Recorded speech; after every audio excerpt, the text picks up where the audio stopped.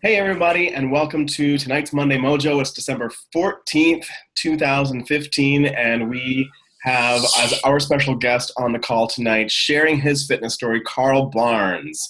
Everybody give a round of applause for Karl. Woohoo! And as always, the whole point of why we do this Monday Mojo thing is so that we can hear other people's stories and we can hear their tips, how they got over challenges, what makes them tick, so that we can say, if they can do it, so can I. So Karl and I have known each other for a while now, and we had the pleasure of hanging out at Beachbody Summit this past summer. And we had some good conversation over some terrible service at a restaurant. Uh, True. and we were complaining the whole time, but we are like, you know what? If our food came any faster than 2 hours, we probably wouldn't have had this great conversation. So True. I'm going to hand it over to Karl. Go ahead and share your story, and as people have any questions, feel free to type them in the chat box below, and feel free to field those questions, Karl, whenever you like. Okay, since I don't normally do this, there's the chat box. Yeah, right at the bottom there. Oh, okay. Adam, you were there too, weren't you? You were there when we were all together, right? Yeah. Yeah. Okay.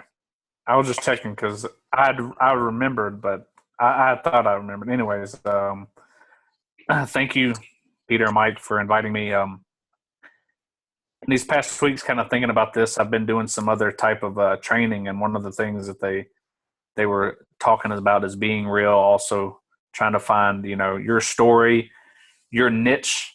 And so as I talk about this, as I was thinking of this, I kind of got my niche that I've kind of know where I'm at. So I was, just give you a little backstory. I was born in Missouri, St. Charles, Missouri. I lived there for a couple months, and I moved to Mississippi with my family, and that's where I've been most of my life.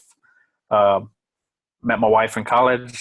I started in the oil field, which has been my main job, and that's kind of where my story, my fitness journey started.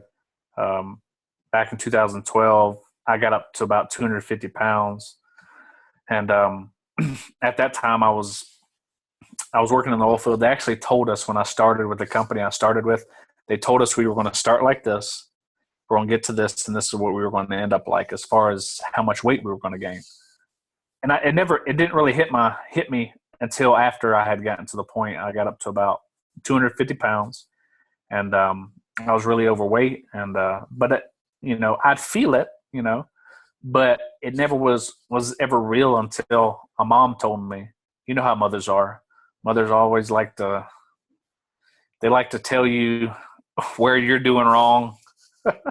And but anyways, that's how mothers are. But she told me, hey, Karl, you need to do something. My dad's side of the family has diabetes. They have heart disease. My mom's side of the family, my grandfather suffered 4 heart attacks until his final heart attack got him. My mom, she had about 2 years ago had a triple bypass. So I have a family history of heart disease and diabetes. And so one of my supervisors told me where I work, they said there's 2 things you have your genetics and your environment. Well, one of those things you control is your environment. So I was watching a video one day, and late at night, I just got off work. It was real late. I couldn't go to sleep. I was watching the late night infomercials, and I saw Insanity. And so I had heard about it before, but then I was watching it, I was looking at it, and I said, you know what? That's something I can do. Now, don't get me wrong, it looked hard as hell. it just did.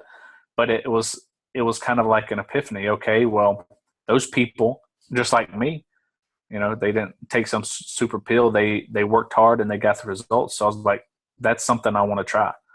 And so I also wanted to silence a lot of people that told me that, no, that's only for elite people. You can't do it. But I had to do something. So I started working out. I didn't really know what to eat. I didn't really know what I was doing as far as that, but I did the whole insanity program. I lost 5 pounds. I know that might not sound like a lot, but I was learning. I was learning what I was supposed to be eating.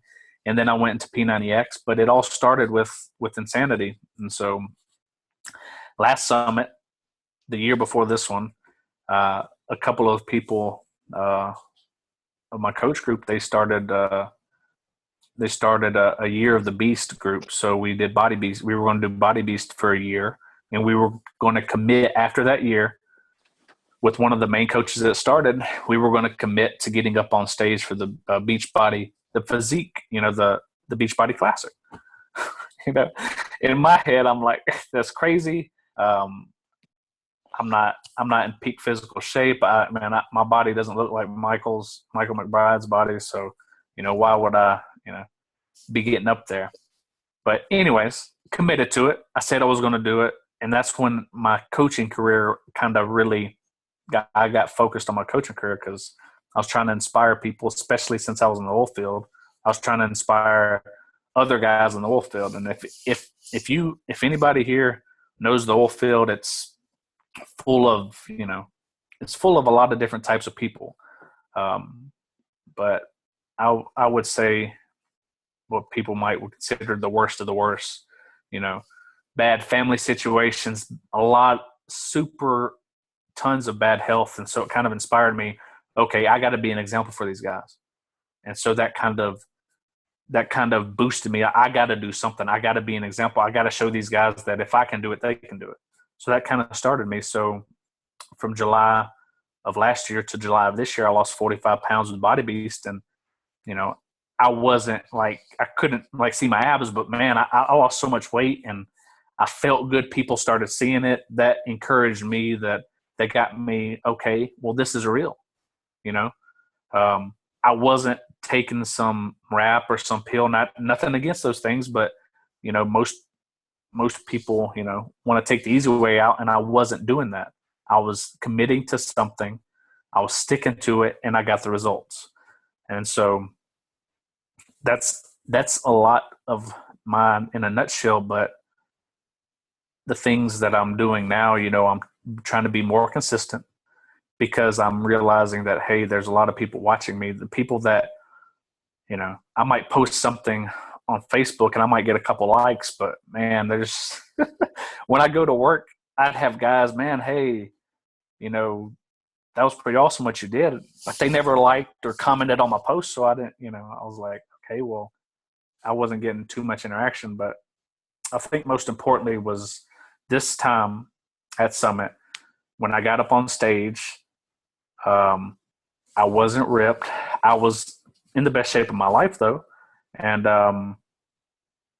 it was encouraging to me, because I told myself and I told people I was going to do it. I told them that I was going to get up on stage. And as scary as it was, because I had to go to the prejudging, getting up there with people that are huge, or it's just it's all a mental thing. I understand. We all go through it, and we all struggle with what we feel our body should be. But I was on stage. I was the palest guy up there. I mean, just you could tell it was me, But I had so many people that encouraged and supported me. We had a couple hundred in the group, but there was a lot of people that said they were going to do it, and they didn't do it. And I felt encouraged because I said I was, and I did it. So that was a real encouragement to me. Actually, some of the other coaches from other teams that I'm friends with, a lady had made a comment about my dad bod. So somebody took a picture of me up on stage, and it was on somebody else's page. And one of the coaches on my team saw it. This lady was making fun of me because she said I had a dad bod. And so what was so interesting about this, I didn't realize at the time how many people not only were seeing what was going on, but had seen my whole transformation and saw what I was doing and how it affected them, that they were like literally furious And there was like so many comments on this lady's page. I think they finally removed it because people were taking up for me. And I didn't even realize it until, sometime later. And I thought, you know what? No matter how I look, how I feel, there's somebody that's being encouraged by what I'm doing. So that's one of the things, if anything, I can get out of the whole time I've done Beachbody is that people are watching. People need the encouragement. You don't have to look perfect or what people consider to be perfect. People are seeing your progress, and that's what's encouraging them to keep going. You being real, and that's what is the encouragement, is your realness, not some fake, being real, sharing the real story. So that's why I started. I told you my history, the struggles that I have. I was so glad when the container system came out, because it really taught me even more exactly what I need to eat. And so now when I'm sharing this with people, I'm like, hey, when I started Insanity, we didn't have this. You were lost. you didn't know what to eat. Those pictures were all perfect on the Insanity book. I don't know how to cook. So, but in this, I've kind of understood my niche is those guys that work in the oil field. And since then, I was laid off from the oil field, but my love is still there. I still want to help those guys.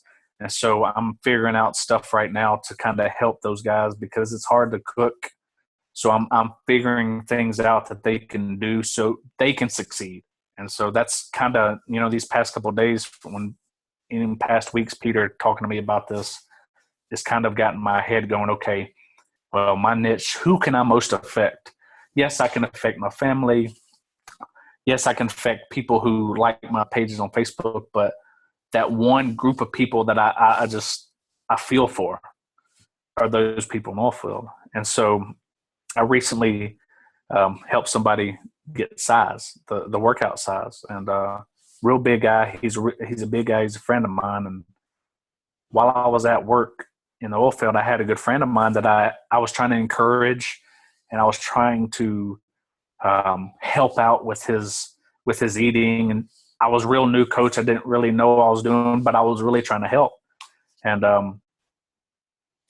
And he had bought T25 when it came out, and I was real encouraged. Like, yeah, he's finally gonna, start eating healthy and start doing things. In so many months, I kept up with this guy. In December, I was like, hey, how are you doing? How's T25? How's all your workouts going? And he said he kind of had slipped back and he wasn't doing what he's supposed to. So he's trying to get his eating back on track. And so at the end of December, I was trying to start a new challenge group in January. And so I was like, hey, how are you doing? Didn't get an answer from the guy. Kept sending a message. Hey, I was wondering how you're doing. Trying to see what I can do to help you get back on track. And through Facebook, I found out he was in the hospital. And a couple of days later, he passed away. And so that kind of real good friend of mine kind of shook my system, because I realized, yes, it's not my fault. It's not my fault. But it also realized that as a coach, as a friend, as a people who generally loves people and wants to see a change in their life, there's things that I felt I could have done better. Now, taking this back again, as I talk with my wife, she lets me know that there's nothing I could have done, but I feel that there's things going from now on, that there's things that I can do better. And so the guy that I was able to help with size, he's really committed to it. I shared him the story. I'm like, I have a passion to want to help people. That's what motivates me to do what I'm doing. I don't feel at this point that there's too much where you're not, you understand if you're bugging people, but most of the people I've come in contact with, they're happy that I'm constantly on them. No matter how many months it's been of me talking to them, they're glad that I'm constantly asking them how they're doing, seeing how their family life's going, but also to be that motivation for them, that encouragement. And so even in my struggles, I share those struggles. I let them know, hey, this is what I'm doing. And I generally love them. So one of the guys that I got laid off with, We all got laid off in the oil field. You sometimes get laid off due to the price of oil, the price of gas. And so back in September, I got laid off with some other people. And one of the guys I got laid off with is real heavy. He's a big guy.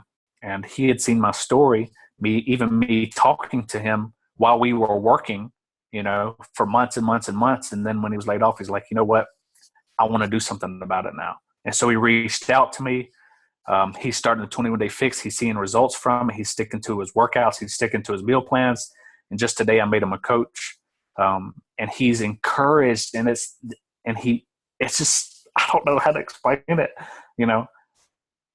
Most of my desire, my thoughts were like, I wanted to be, first off being a coach, I want to be an emerald and a ruby, then a diamond. That was my focus. But now it's, how many people can I help?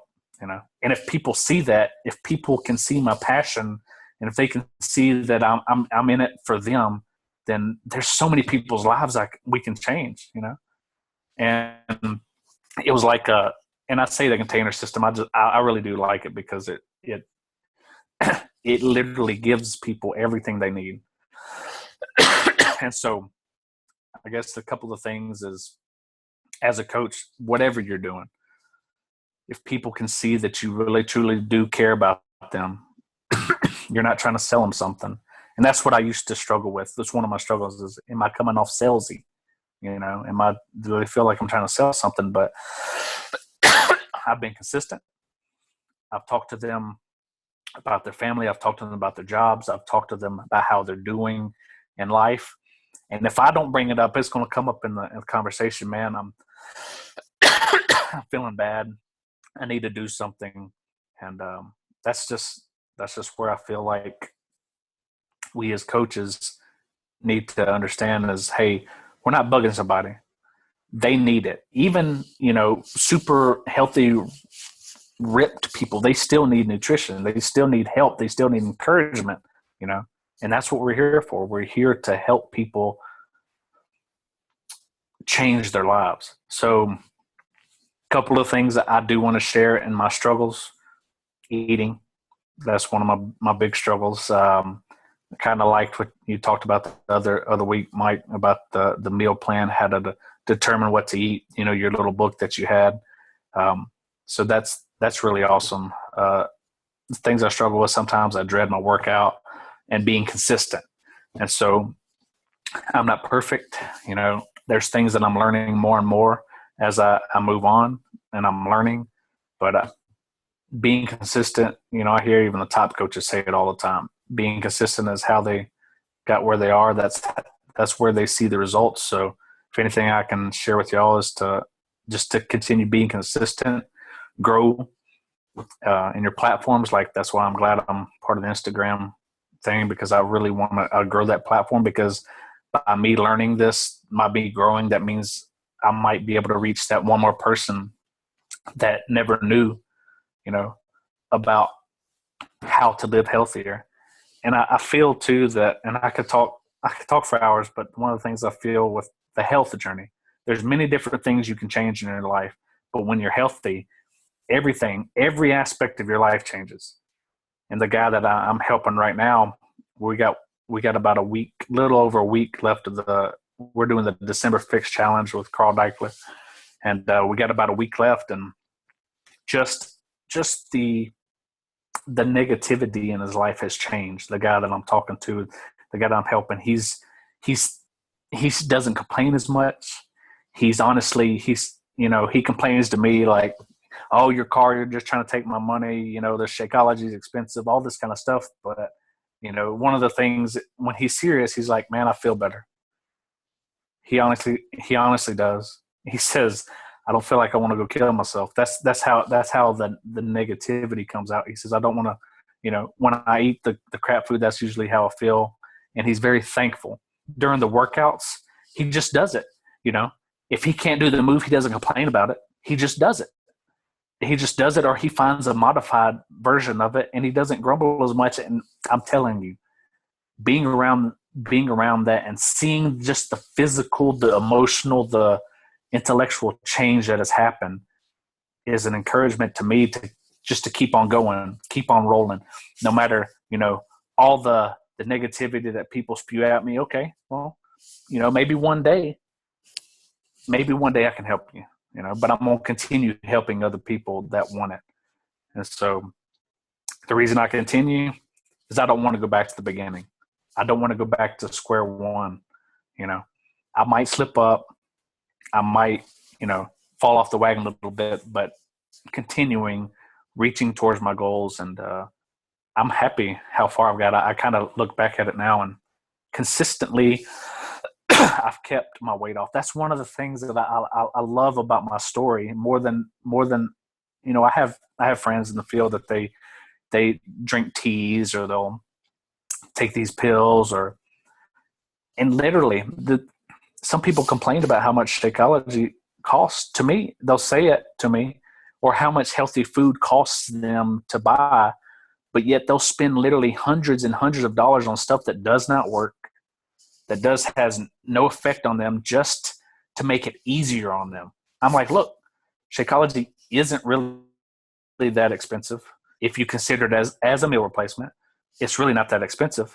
And the health food, yes, it does cost more, but just think about where all your other money's going to. Or, hey, I had a guy that I was really trying to encourage and motivate, and he told me he didn't want Shakeology because how expensive it was, but he bought this other separate program for like $1,500. He's paid $1,500 for it, and he is not. He's still the same. He hasn't changed any, and he doesn't like talking to me because I'm like, hey, so you didn't want me, as your coach to help you, but you'd go and spend ridiculous amounts of money on something that's not going to work. So, if anything, I can end with sharing is be consistent, don't waver. If anybody doesn't want to feel your love and your encouragement, then, move on. Keep them on your list, though. Keep them on your list, because one day they're going to make their mind up, And I found out I'm not giving up on anybody. Eventually they'll come around eventually, but I'm going to move on and find other people that do want my help. And I'm not. If you think if they buy a challenge pack, you might get a $30, $40, from the challenge pack, but really that's really not that much money compared to how much time and effort and you literally become they become a part of your mind and a part of how you feel and your thoughts during the day. And man, what can I do to help this person some more? You'll go out of your way to help them. And that's something people don't realize, is how much you really care for them, how much you love them, and how much you so desire for them to feel the way you do. So a couple of goals I have for this year. I just became an Emerald. I've been a coach for about 3 years, just became an Emerald. One of the reasons I wanted to meet Michael so much this year is because it was probably like every other day Michael's adding a coach. It was between him and Woodward on TNL. And so I was like, man, I got to meet these guys. And just to see how, that these guys aren't statues up here. They're just real people like us that just stayed consistent, and they had goals and they went after them. So my goals this year is to be a 2-star diamond. I want to be that, because by that, not just in my business, that's showing me that I am being consistent. That is a mark for me, showing that I'm being effectively helping people in their lives. I'm making a difference. It's not just about the rank anymore. It's about, hey, I want to help more people. But I still want to have goals. I still want to have things in my life. I want to see my abs. I got down to 192 with Insanity Max 30, and I started to see an outline. And so I have so many friends that, that we've been big our whole life, that, abs are kind of like the fairy tale, the tooth fairy or Santa Claus. You believe in it, but you've never seen it. You've never seen Santa Claus, but you still believe in him. You still think he's going to be there. So that's just sharing you some of my goals. Also, I want to have a job. I want my Beachbody business to be successful enough that I can eventually stay home. Eventually stay at home where I'm with my kids. I'm with my family all the time. In the oil field, I worked at one point. I was 4 weeks away from my house and 2 weeks home. And I eventually got to the point where I could do 2 weeks away and 1 week at home. And then I eventually went to where I worked in the office. So I love being at home. I love being present in my kids' life and my family's life. And that's what I want to do. I don't have to necessarily make a lot of money, but just to be present. So that's what I got. Karl, you absolutely killed it. That's just, thank you. Thank you. I'm just floored. Thank you. This is awesome.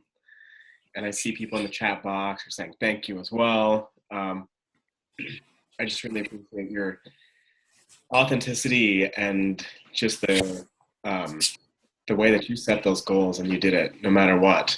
I remember seeing you up on the stage for the classic, and I was like, wow, that is so cool. And I am one of those coaches that I was for 2 years in a row was like, hey, I'm going to do that, and I chickened out. So I just have to give you mad props for following through with that. That is flippin' inspiring. Thanks. If anybody else wants to unmute themselves, if you've got questions or comments, feel free to open up your line and talk to Karl. Karl, I just wanted to say thanks for coming on tonight. I thought you were really inspiring. And I'd kill to have your dad bod and I'm a mom, so. Thank you. You know what I'm trying to say. Yes. You know, one of the things that when I went for the pre-judging for the competition, Right. I know I'm not super ripped, and I saw a lot of people like that, but then I saw people, men and women, you know, my size, and they were, it's so hard to explain. They were proud of their bodies. You know, they didn't have to, they didn't have to look chiseled like that. They were proud of the progress that they had achieved. And I wasn't the only one, there was other people up on stage that were just proud of their bodies, proud of their achievements, and they were going to be up on stage showing the whole world that they didn't care what people thought and that they were celebrating their success. And I'm telling you that, that was so encouraging to me. Yep, and that's what it's all about. So thank you. Thank you, Miss Colleen. Karl, I can tell you from the South, you called her Miss Colleen. Yes, people get weirded out if I say yes, ma'am, or no, ma'am, or if I say that, they think I'm military, and I open the door for people, and that's just how I was raised. So,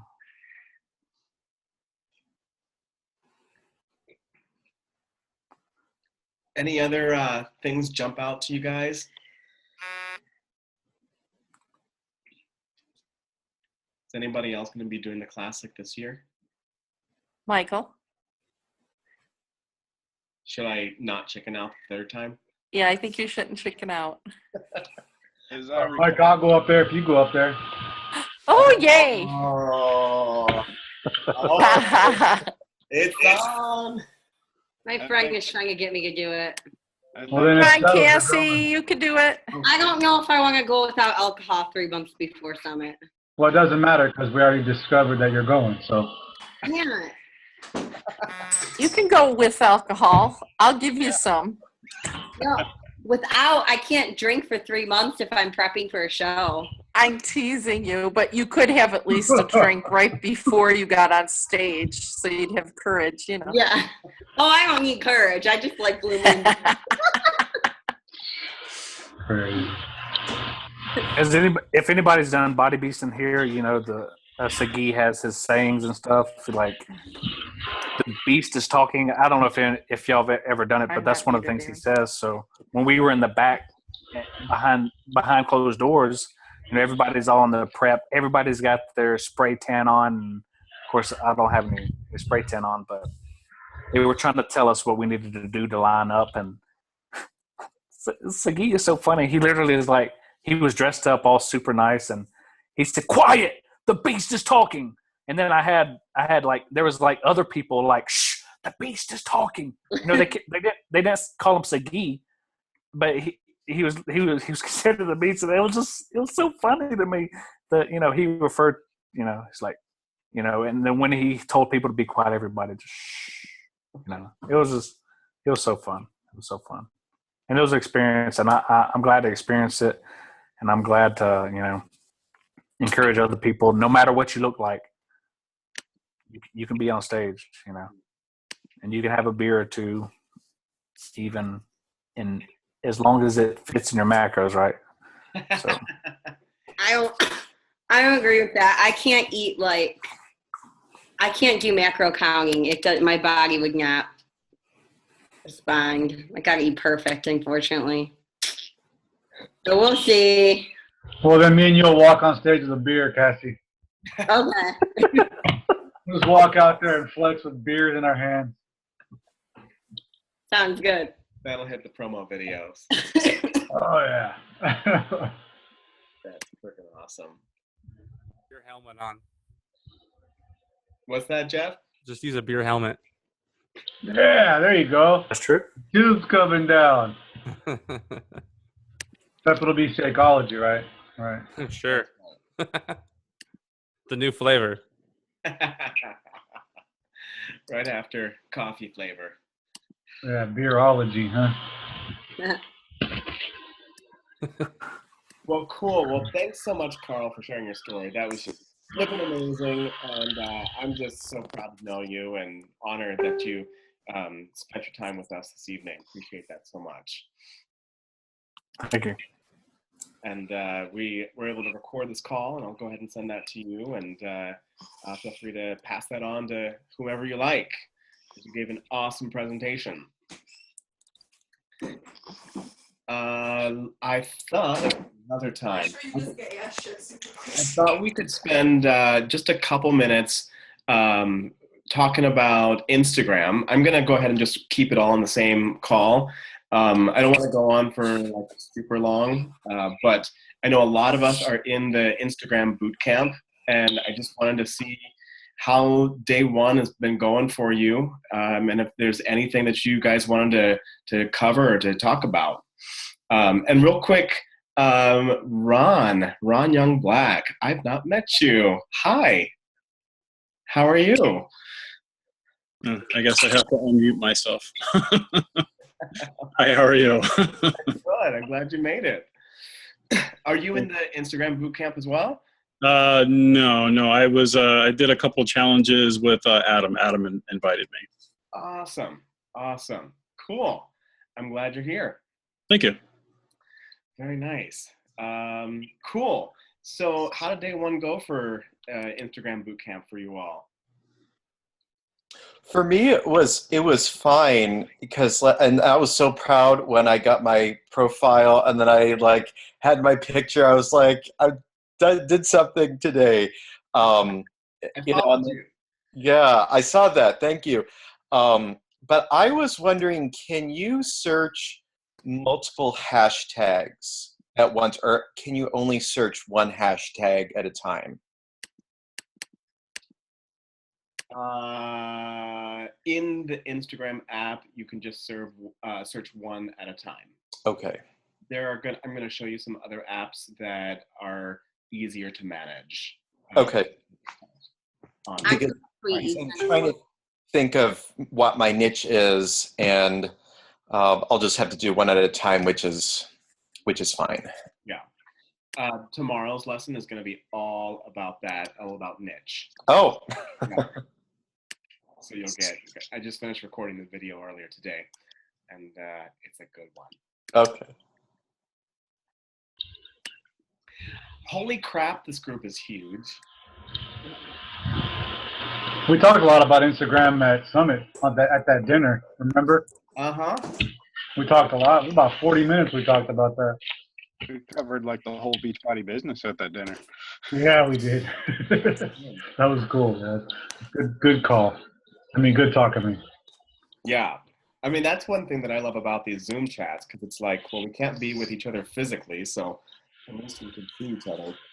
We could do a Zoom chat while we're in front of each other, though. Just hold out your phones. That's a good idea. That reminds me, every time I walk into like a Beachbody coach event, here's my impression of everyone. Like we're all on our phones. Taking selfies and documenting the whole thing. I actually made like a personal decision at Summit to try to like be off of my phone when I'm literally talking to a person. I thought like, hey, let's try this whole like let's be present with each other thing. And I enjoyed my experience very much.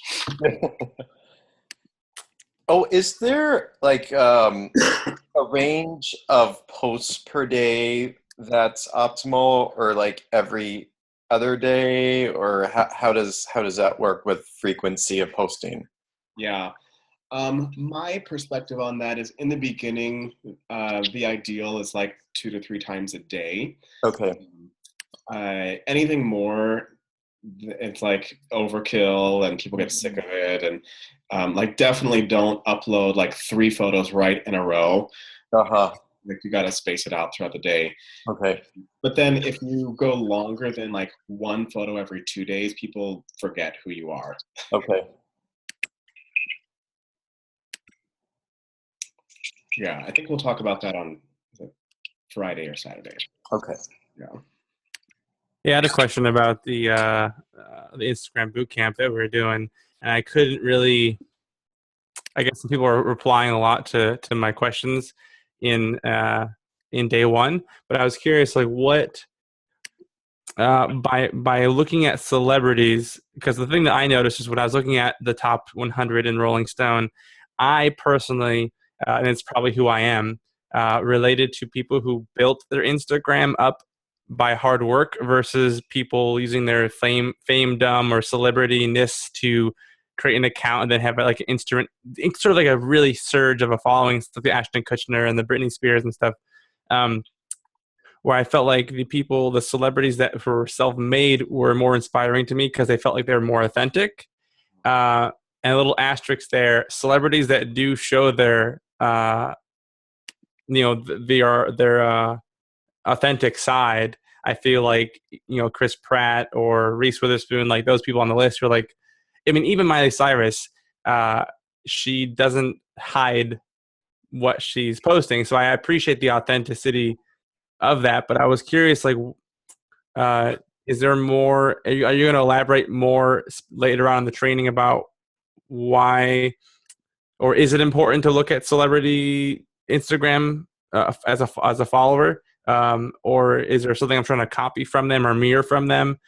And yeah.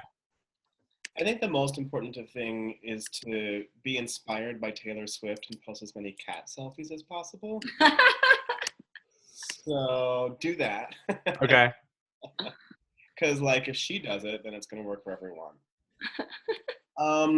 But to be serious about the question, honestly, I don't follow a lot of celebrities. There are a few like fitness celebrities that I do follow. Like I love David Kimmerly. And just because like he's got an incredible physique, but his profile is also really diverse and he shares a lot of humor as well and helpful tips and things like that. I think it's more about like figuring out what is your aesthetic resonance. Like, what are the things that you are attracted to? Like, do you like pictures with really bright colors? Or do you prefer something that's more structural, something darker? Do you like things that are candid? Do you like things that are a little bit more posed and slick and professional? And, as we look at the top 100, there is a variety of a lot of those things that come out. And I always think that it's it's a good practice when I'm trying to learn something to take a look at the people who are really successful at it. And, not for the point of copying, but for finding what is the thing that I resonate with and what do I not resonate with, which I think you already did a great job of summarizing. But tomorrow we'll talk a lot more. Like today was all about like, hey, what's out there? And tomorrow is all about you.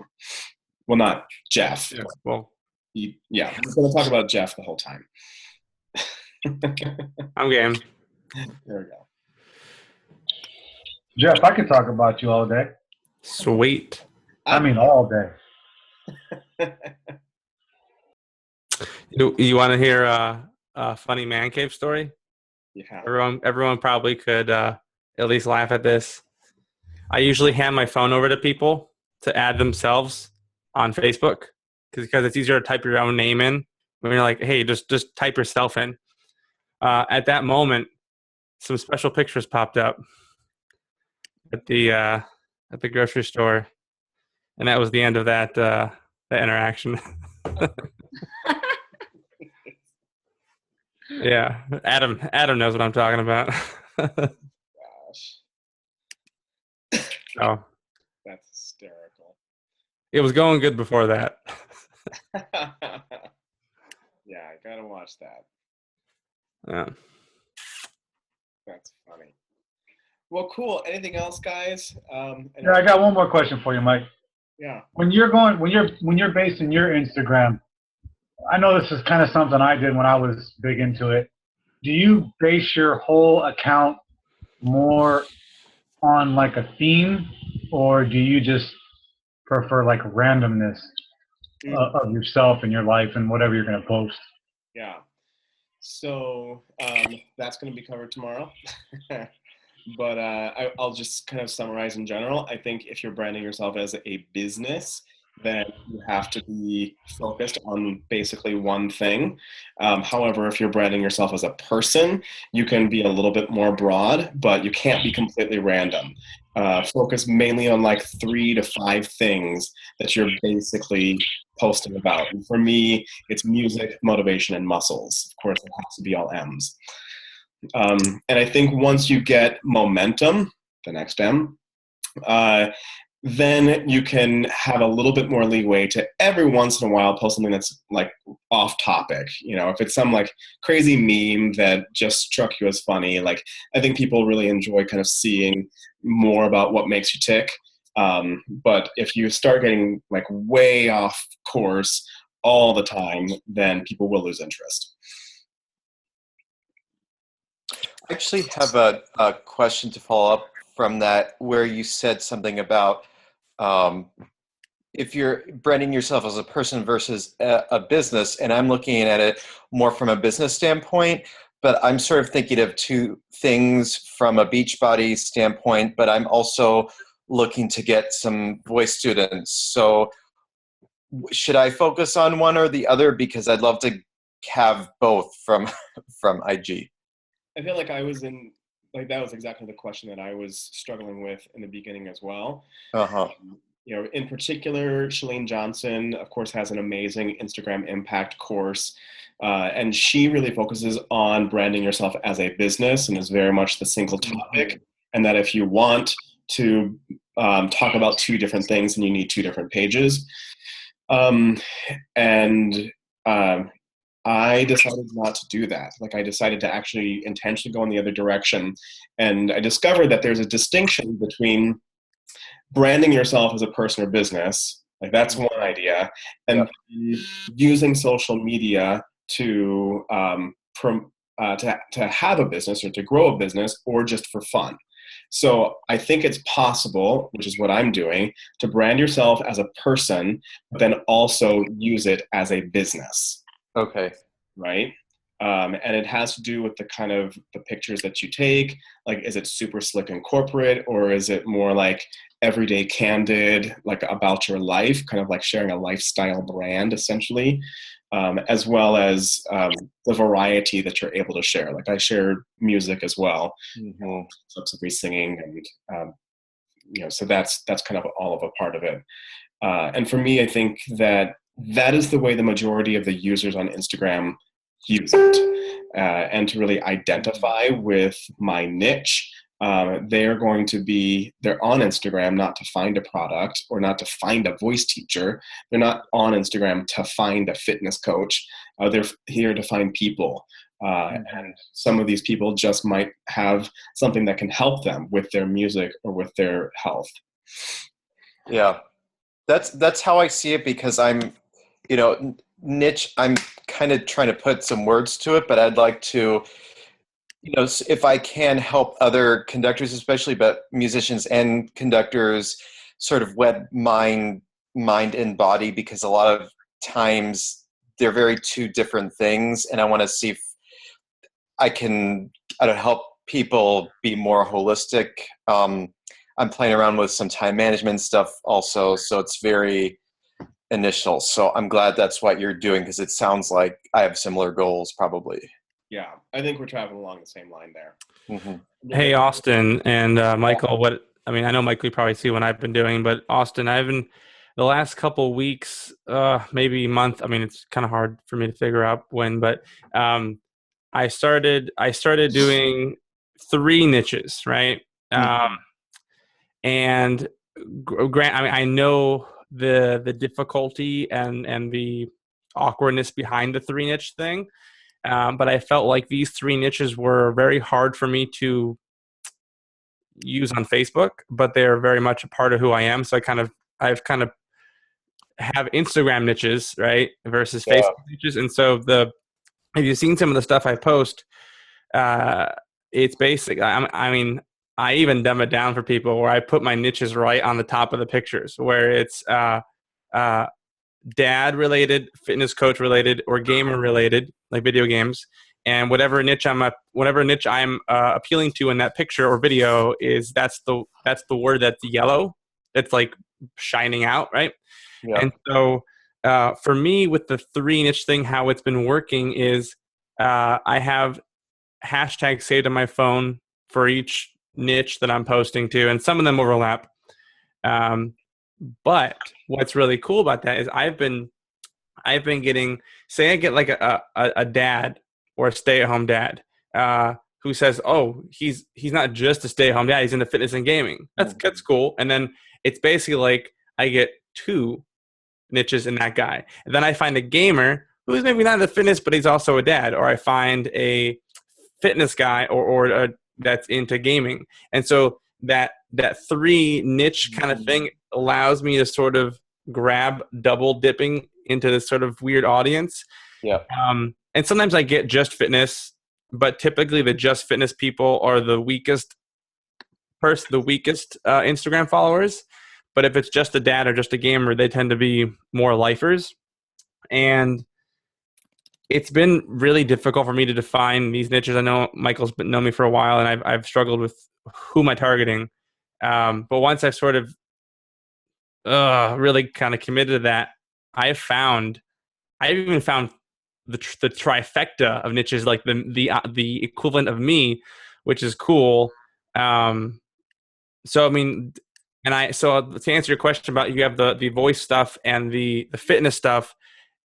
I mean, it's gonna merge really well, and it's also gonna separate really well in terms of like people's health and singing. And I know Michael talked about once about was it drinking water? What was the thing about your voice, like making your voice, your vocal cords wet, or I don't know what it was. Thing, like breathing into the nose. Yeah, I love that. That helped me a lot. So I was like, cool. So yeah, I think you can definitely do it. I just beat them over the head with the obviousness of my posts, and I probably will continue to do that by labeling them at the top so they know, like, oh, fitness. They don't even think about it, like, oh, gamer, tap, like. And it's like, so that's kind of what I've been doing. Yeah. And it can work for you. I know it. Yeah. It's been really cool, Jeff, seeing your focus on your niche, and just how the more focused you get, the more it kind of grows. Absolutely. I like what you're doing. Thank you very much. Yeah. Cool. All right. It is 8:35 now. I still have to do my workout. So I'm going to call it a night. But I just want to thank everybody for being on, and it's just awesome to be together. And then a final thank you for Karl. Man, you just brought us together. I really appreciate you guys. Thank you. Thanks again, Karl. Thank you, Karl. Thank you. Thank you all for having me. Dave. Woo! Bye. No. Hope I meet you at Summit. See everybody on stage at Summit, even Peter. Ah! Oh, he's throwing down. I'll give Peter $100 if that happens. Ooh. I'll join.